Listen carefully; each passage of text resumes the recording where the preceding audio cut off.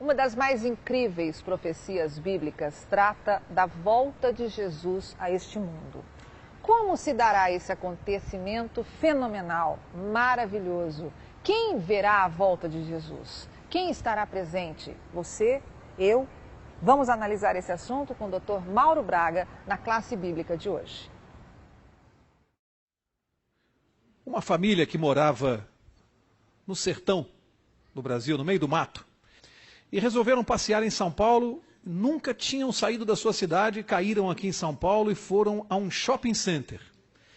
Imagine, ficaram deslumbrados, né? Nunca tinham visto aquilo, nunca saíram do meio do mato e entraram num shopping center em São Paulo. Enquanto a mãe ficava olhando as vitrines, sem saber para onde olhar, admirando, e o pai também, a menina mais nova começou a caminhar pelo shopping, daqui a pouco ela veio chamando o pai em voz alta. Pai, vem aqui, vem ver a caixa mágica. E o pai disse, que caixa mágica? Pai, vem ver, a caixa mágica faz transformação. E puxou o pai pelo braço e parou, falou, olha pai, aqui essa caixa. A pessoa entra de um jeito e sai de outro. Fica olhando o pai. Aí ficaram parados assim, aí abriu a porta, entrou uma senhora idosa, fechou a porta, falou, olha pai. Aí ficaram olhando em cima assim, tinha os números, né? 0, 1, 2, 3. Aí ela falou, o que será esse número, pai? Ele falou assim, não sei, deve ser os segundos, né? Aí depois 4, 3, 2, 1. Abriu a porta, saiu uma moça loira, bonita, de olhos azuis. Tá vendo, pai? Essa caixa faz transformação. E ele ficou olhando e falou assim, filha, vai lá chamar sua mãe para entrar na caixa.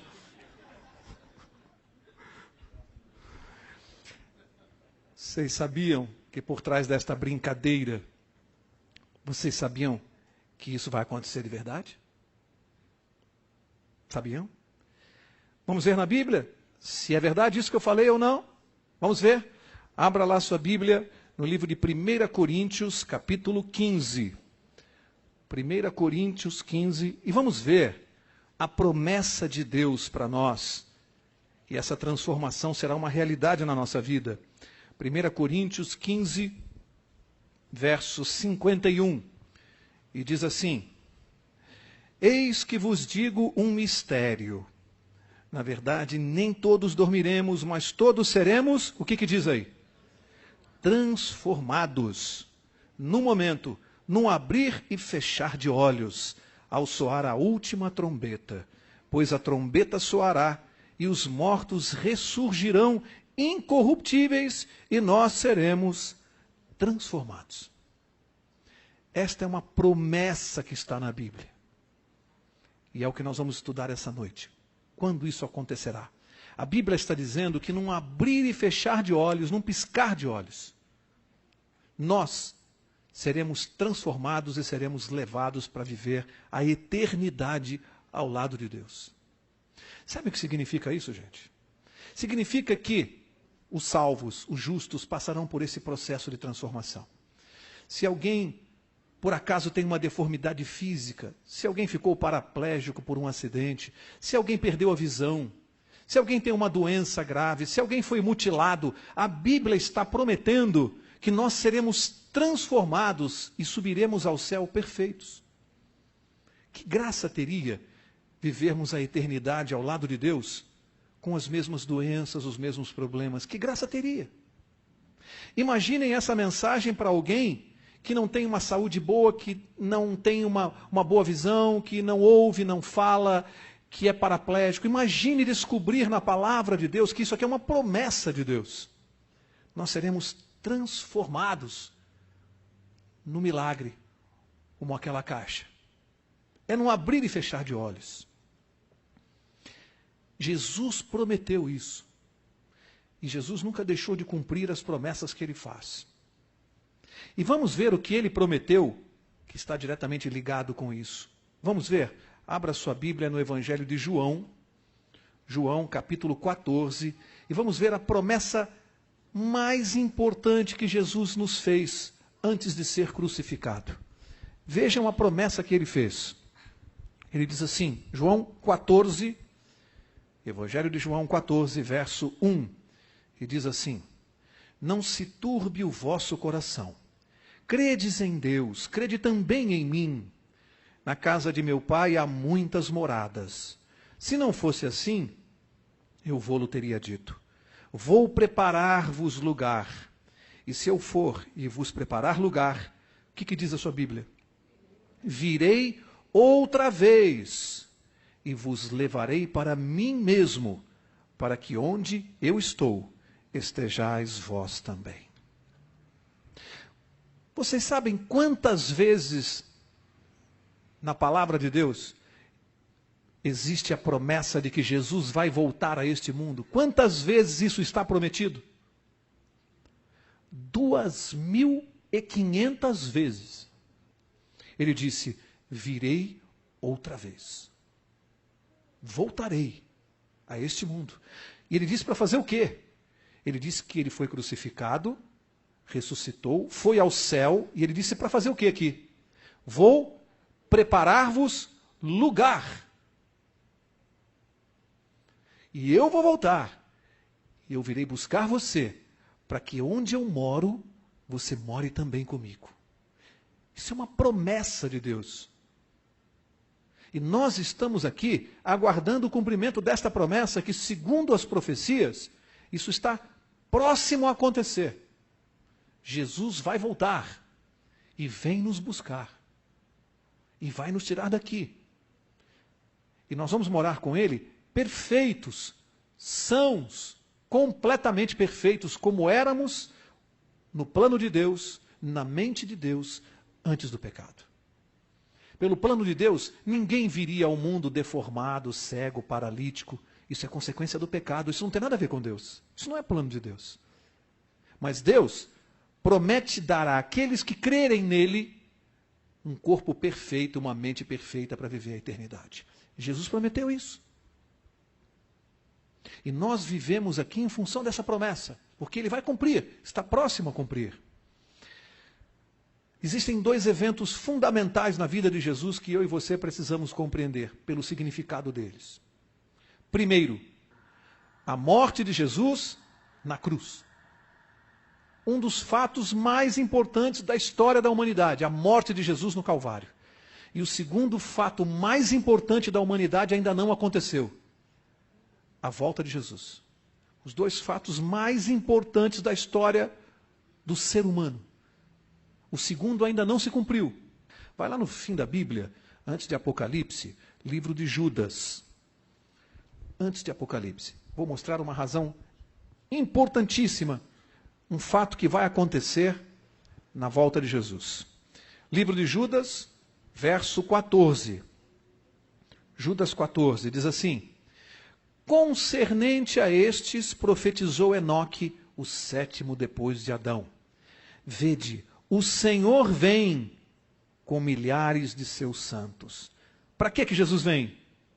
Para fazer, o que diz aí? Juízo contra todos. E para fazer, preste atenção, convictos todos os ímpios, acerca de todas as obras ímpias que impiamente praticaram e de todas as duras palavras que ímpios pecadores contra ele proferiram. Além de vir fazer justiça, o que mais Jesus vai fazer na sua segunda vinda neste mundo? Uma coisa fundamental. Convencer os ímpios, aqueles que não vão se salvar, convencê-los de que eles estavam errados. Vocês conseguem imaginar o que é isso? Porque hoje, enquanto nós pregamos o Evangelho aqui, tem gente que não aceita, discorda e não vai aceitar. O que a Bíblia está dizendo é que quando Jesus voltar, não vai haver mais dúvida. E as pessoas que não vão se salvar estarão convencidas de que estavam erradas. Deus vai revelar a sua justiça e vai convencer os pecadores do seu erro. Isso só vai acontecer, esse convencimento dos que não vão se salvar, só vai acontecer quando Jesus voltar. Significa que aqueles que vão se perder, perderão a eternidade. O pior de tudo para eles, o pior de tudo não é perder a eternidade só, é perder e descobrir que estavam errados. Já imaginaram? Já imaginaram? Jesus aparecer e eles descobrirem, ele existe mesmo, ele era quem ele dizia ser, ele era Deus, e eu não acreditei. Vai convencer os pecadores. Olha a importância da segunda vinda. Vejam a importância disso. Agora, a pergunta que nós deixamos para responder nesta aula. Como Jesus vai voltar? Porque para quem nunca estudou isso na Bíblia, e era o meu caso, a primeira vez que eu ouvi falar disso há 10 anos atrás, quando alguém me falou, Jesus vai voltar, na minha cabeça ficou uma confusão. Primeiro, eu nunca tinha ouvido isso. Segundo, eu pensei, mas como vai voltar? Vai aparecer na Praça da Sé? Vai aparecer nos Estados Unidos? Ele vai voltar a pregar? Ele vai ser crucificado de novo? Como é que é isso? Jesus vai voltar? Como vai ser isso? E a Bíblia vai mostrar para nós essa noite como vai ser isso. Como isso vai acontecer.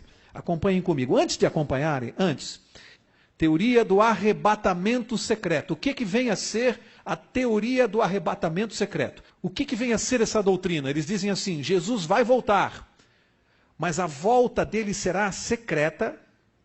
Nós estamos aqui conversando, trabalhando, andando, e de repente algumas pessoas, eles dizem a igreja, os salvos, o arrebatamento da igreja, será secreto, ou seja, nós vamos sentir a falta das pessoas que vão ser arrebatadas para o céu e nós vamos continuar vivendo aqui. Eles dizem isso. O arrebatamento secreto, o arrebatamento da igreja. A igreja de Deus será arrebatada sem que nós saibamos. De repente você vai sentir falta de parentes, de amigos. Pessoas vão sumir, foram arrebatadas para o céu. É a doutrina do arrebatamento secreto. Vamos ver de onde esses irmãos, que nós respeitamos, irmãos sinceros, vamos ver no que se baseiam para esta doutrina. Abra sua Bíblia no Evangelho de Mateus e vamos ver o verso que eles mais apontam. Mateus capítulo 24. Mateus 24, verso 39. Mateus 24, verso 39. E diz assim, vamos ler do 38.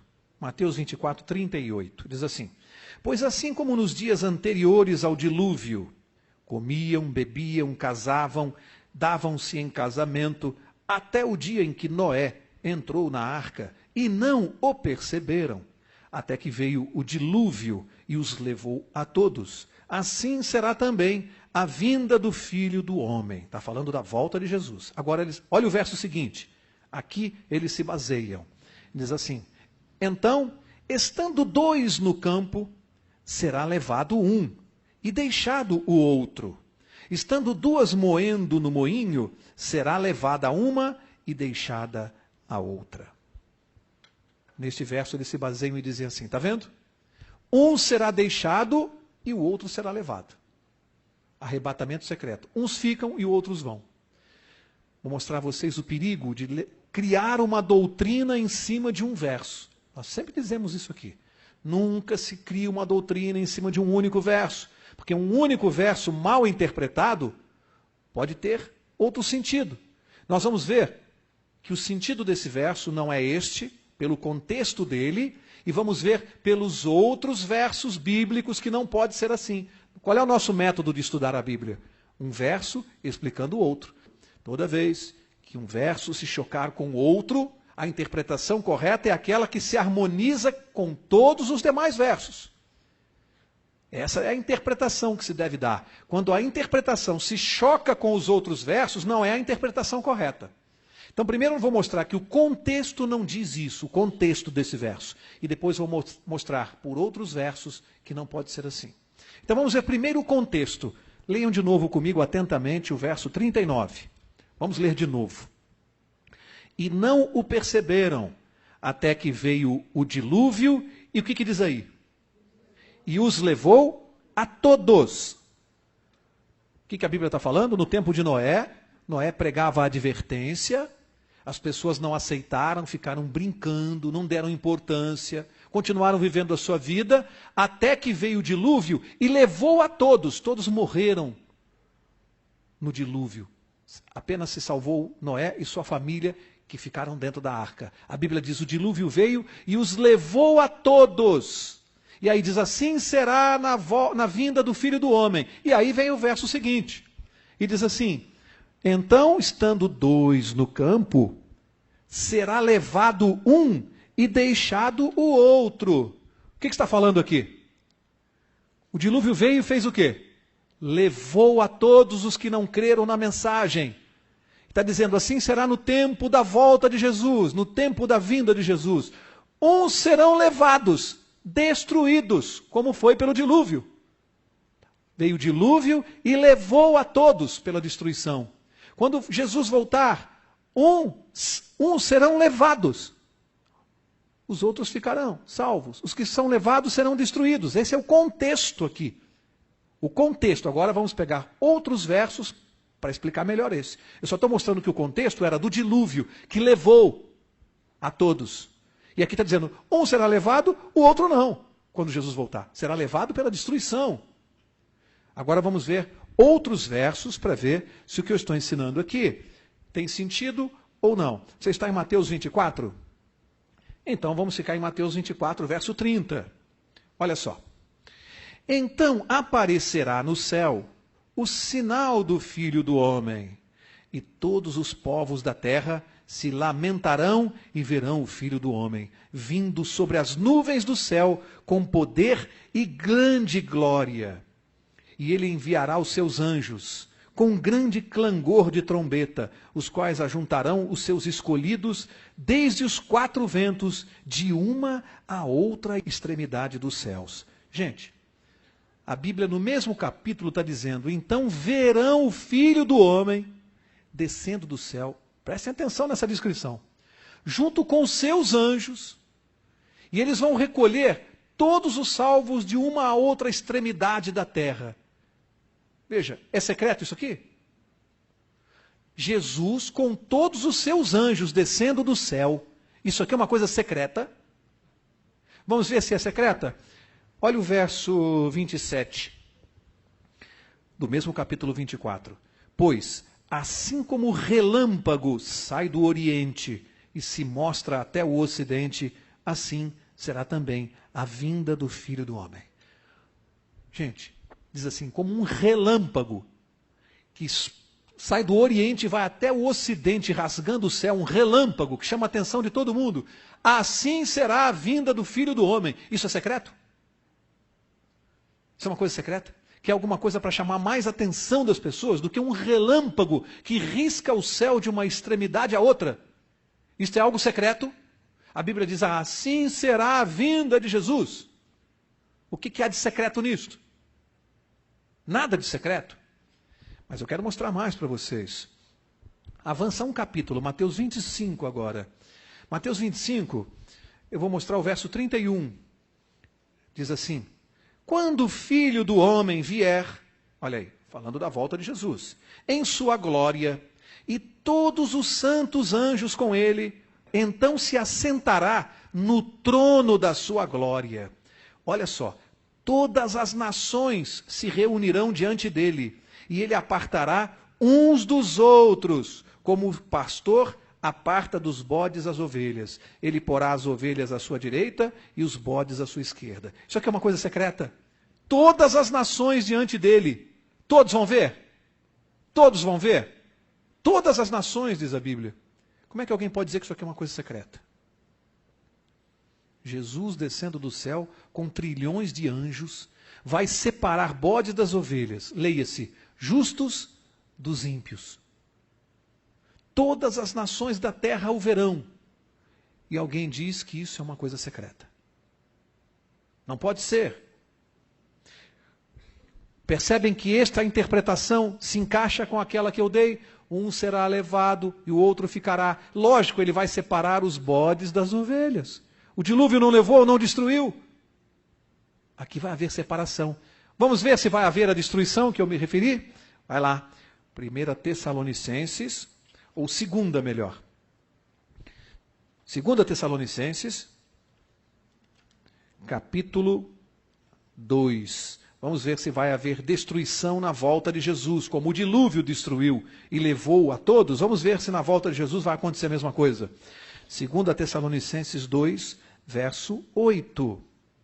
E diz aí, e então será revelado o iníquo, a quem o Senhor desfará pelo sopro da sua boca e aniquilará pelo quê?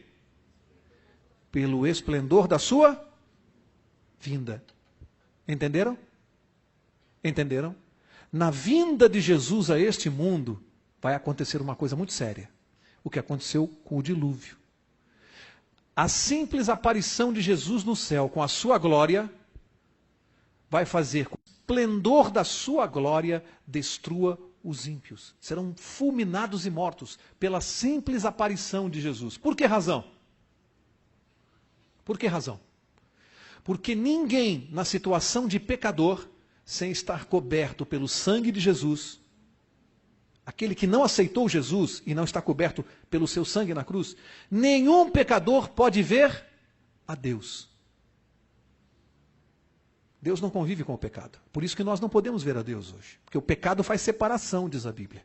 Portanto, quando Jesus aparecer em glória no céu, todos aqueles pecadores que não aceitaram Jesus como Salvador, eles mesmos assumirão a culpa pelos seus atos. Serão fulminados pela simples aparição de Jesus. Por isso, um ficará e o outro será levado. O dilúvio levou a todos. A aparição de Jesus levará a todos aqueles que são ímpios. Percebem como essa interpretação é que explica aquela? Não tem nada de secreto aqui. É essa a explicação. A Bíblia está dizendo, quando Jesus chegar, aparecer, a sua glória destruirá os ímpios. Por isso o outro verso disse, será levado. Agora, vou mostrar mais um verso, eu deixei esse por último, porque esse encerra o assunto. Apocalipse capítulo 1. E aqui então, se alguém poderia ainda ter algum tipo de dúvida, agora não terá mais. Apocalipse capítulo 1. Por isso que eu sempre digo que um verso tem que explicar o outro. Apocalipse 1, verso 7. Olha o que está escrito aqui. Vede, ele vem com as nuvens, e todo olho o verá, até mesmo os que o trespassaram. E todas as tribos da terra se lamentarão sobre ele. Todo olho o verá. É secreto isso aqui? Todo olho o verá. Para vocês terem uma ideia do que esse verso está dizendo, pensem um pouquinho comigo. Todo olho o verá. Nós estamos aqui agora em São Paulo e aqui é noite. Nós estamos vendo a lua. Agora em São Paulo eu não posso ver o sol. Lá no Japão, quem está no Japão agora está vendo o sol e não vê a lua. Portanto, há coisas no universo que eu hoje aqui não posso ver. Eu não vejo o sol nesse momento.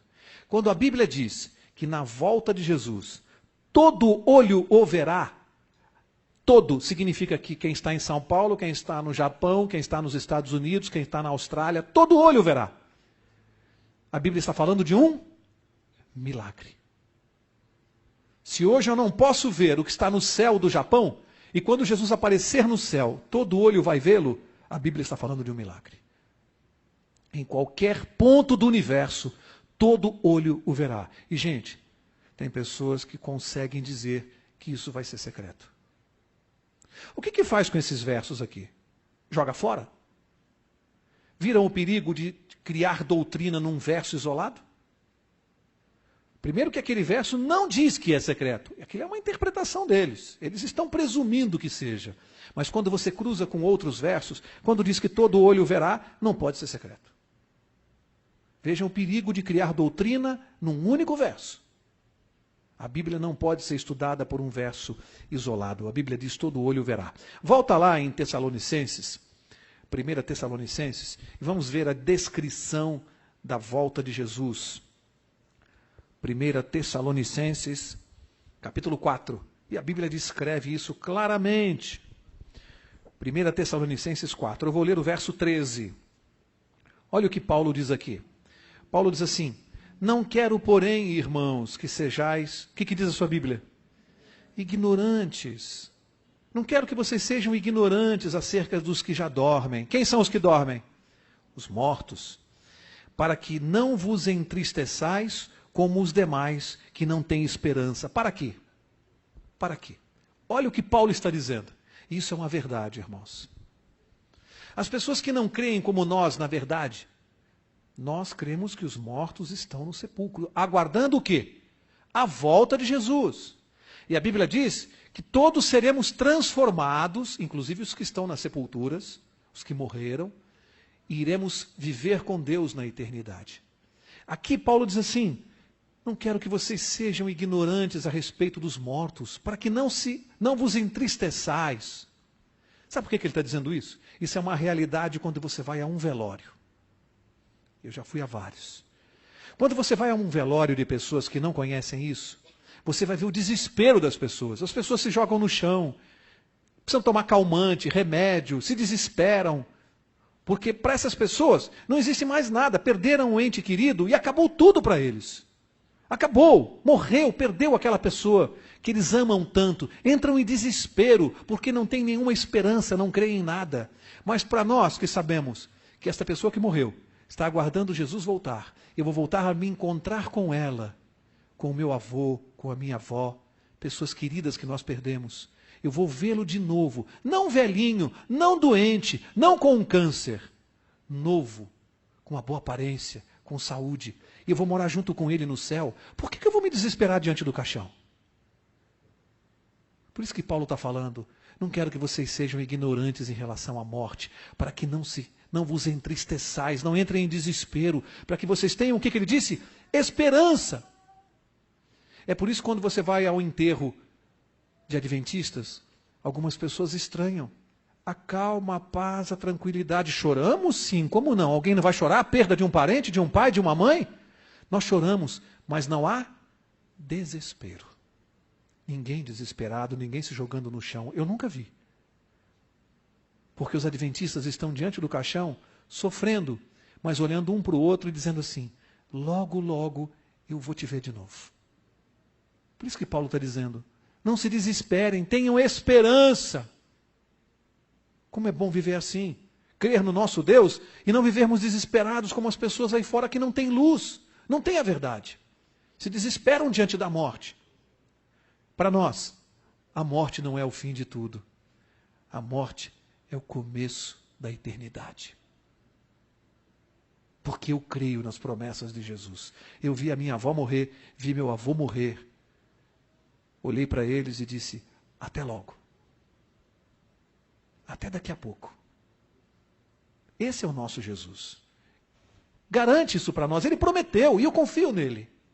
Por isso Paulo falou: não se desesperem, não hajam como aqueles que não têm esperança. E qual é a esperança? Qual é a esperança que ele quer nos dar? Agora ele vai falar. Olha só, para quem quiser ler, verso 14, ele diz assim: cremos que Jesus morreu e o que aconteceu com ele? E ressurgiu. Ele não ressurgiu? Ele não voltou? Paulo está dizendo. Por que você está desesperado? Ele morreu, mas ele ressuscitou.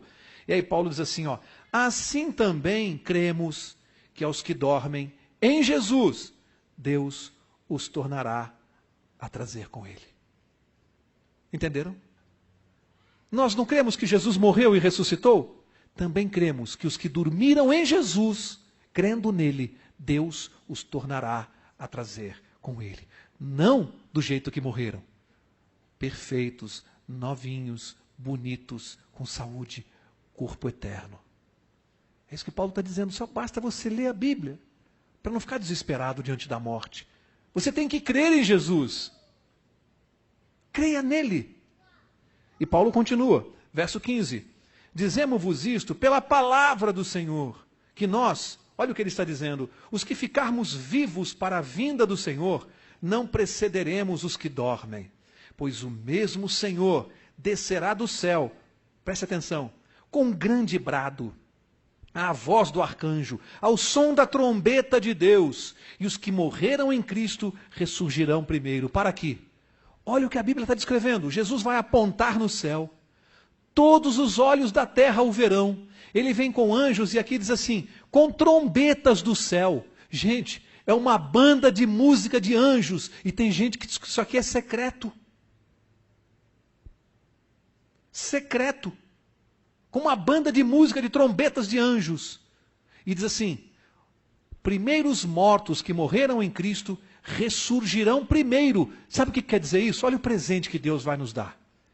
Olha o presente. Imagine você, se estiver vivo nesse dia, você ver o seu parente querido, a pessoa que você perdeu, que você ama, ela vai ressuscitar e você vai ver. Olha o presente de Deus. Ele vai dizer assim, e você vai assistir. Ela vai ressuscitar e eu vou fazer isso para você ver. Primeiro ele vai ressuscitar para você ver. Aí diz assim, aí ele segue, verso 17. Depois nós, os que ficarmos vivos, seremos, o que diz aí? Arrebatados juntamente com eles nas nuvens para o encontro do Senhor nos ares. E assim estaremos para sempre com o Senhor. Olha, nós vamos assistir os mortos queridos ressuscitarem, vamos ser arrebatados junto com eles, vamos subir para encontrar o Senhor nos ares. Responde mais uma pergunta. Jesus vai aparecer aqui pregando na Praça da Sé?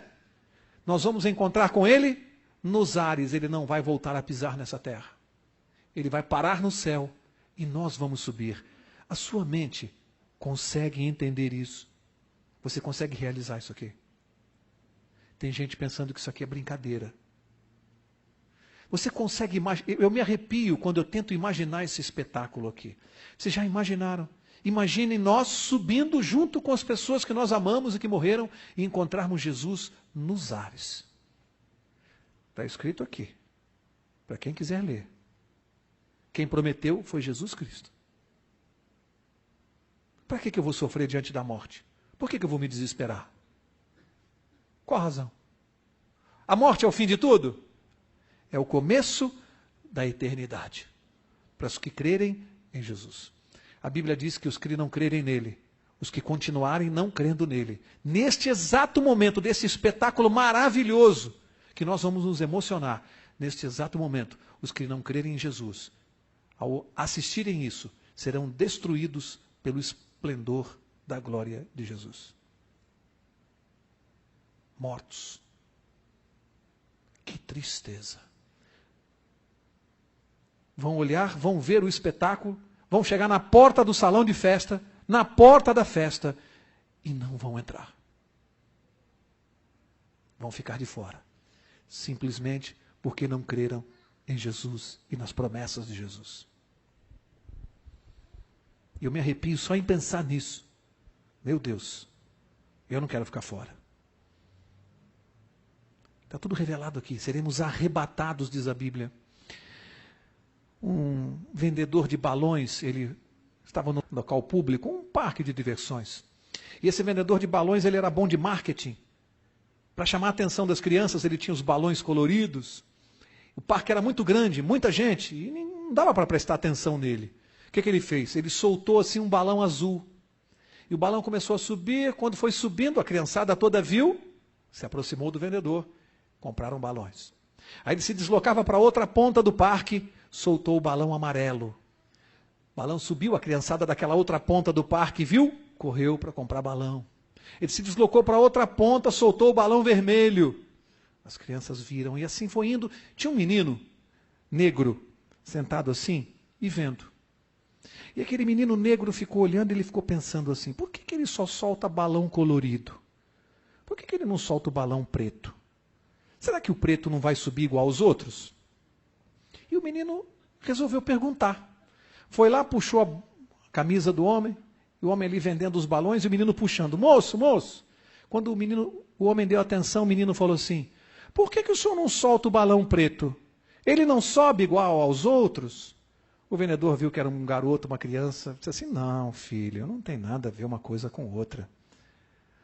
Não é o que está fora, é o que está dentro que faz ele subir. Não é o que está fora. Não é o que eu tenho, não é o que eu sou que vai me fazer subir. É o que está dentro. Você prestou atenção que da mesma forma, o que faz o balão subir é uma coisa que de fora, que é colocada dentro dele. O gás. O gás vem de fora e é injetado dentro do balão e faz ele subir. É uma coisa de fora, colocada dentro do meu coração, que vai me fazer subir. Quem é? Jesus Cristo. Ele é o gás que vai nos dar a eternidade. Jesus Cristo vai nos fazer subir. Hoje de manhã, fui fazer exames de rotina, um check-up. Estava ali aguardando para fazer os exames e comecei a me aborrecer, porque eu tenho um defeito grave. Eu sou irrequieto, sou impaciente. A minha esposa sempre diz, não tenho paciência para esperar. E eu fico nervoso quando me fazem esperar muito. E me deixaram ali de castigo para fazer os exames. Eu já estava reclamando com a recepcionista, estava fazendo a maior confusão lá no laboratório, porque eu tinha compromisso, queria ir embora, e eu estava ali me fazendo esperar meia hora. Eu estava irritado com aquilo, mas Deus tinha um recado para mim hoje. Deus tinha um recado para mim. Eu entrei irritado na sala, o homem espetou a agulha na minha veia para tirar sangue, e ao meu lado, na cabine ali do lado, um garoto deitado tirando sangue. Menino bonito, forte, cabelo liso, assim, uns 8, 10 anos. E quando o garoto acabou de tirar sangue, a enfermeira disse assim, agora você vai lá tomar um café com leite, com biscoito, tá bom? E ele ficou em pé, e eu vi que o menino era cego. Cego com 8 anos, um menino muito bonito, cego. E a moça foi levando ele pelo braço, ele tateando na porta, pelos corredores, e eu fui saindo junto, e as pessoas no salão ali aguardando, e vendo o garoto cego, aí deram o biscoito para ele foi tomar o café com leite, a moça tinha que servir na boca, e eu do lado também comendo o biscoito, olhando o coração, e eu lembrei que eu ia falar hoje da volta de Jesus, e que nós vamos ser transformados, e vendo o menino ali. E aí um senhor do lado, também vendo o garoto com compaixão, disse assim para ele, toma devagar para você não queimar a língua, senão você não vai poder cantar, rapaz. E ele ali quieto, tateando, deu uma risada assim, e o senhor falava para ele assim, devagar, tá? Para você não queimar a língua, para você poder cantar. E o menino falou assim, quem é? E o senhor falou assim, Aparício. Quem é? Ele falou, eu sou o Aparício. Ele ficou quieto, continuou comendo o biscoito. Quando a moça que o acompanhava foi levando ele para a porta para sair, ele falou bem alto assim no salão, tchau, Aparício. Que recado de Deus para mim, impaciente, nervoso, irritado. E do meu lado, um garoto cego, com 8 anos.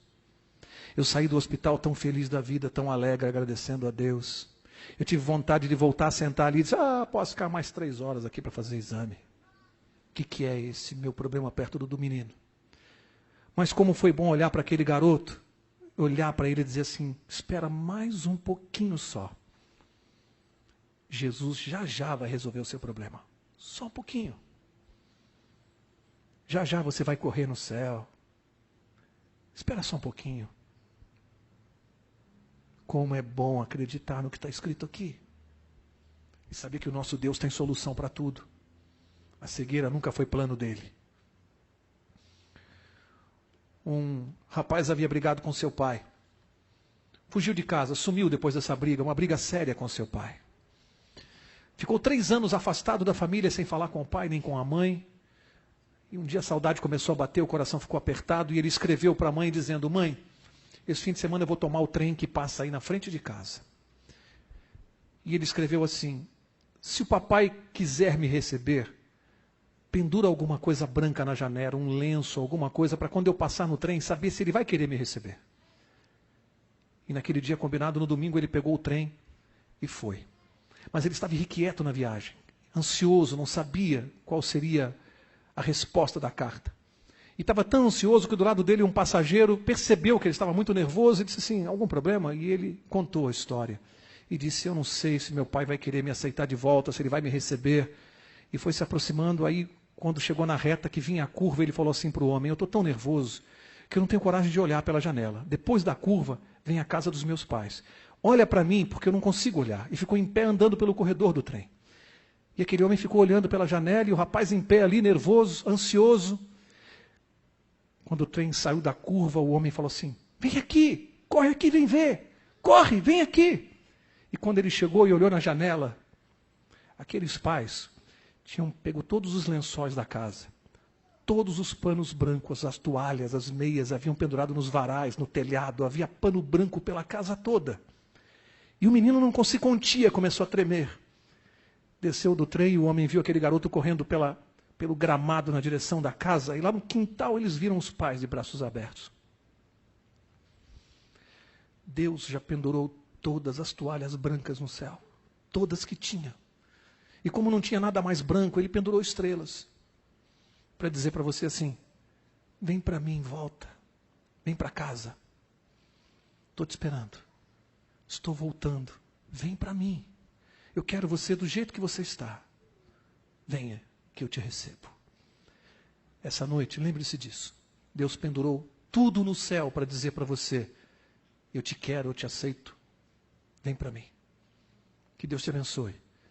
Que você não se esqueça que o nosso Deus está voltando para fazer justiça e para nos levar para morar com Ele. Que Deus te abençoe.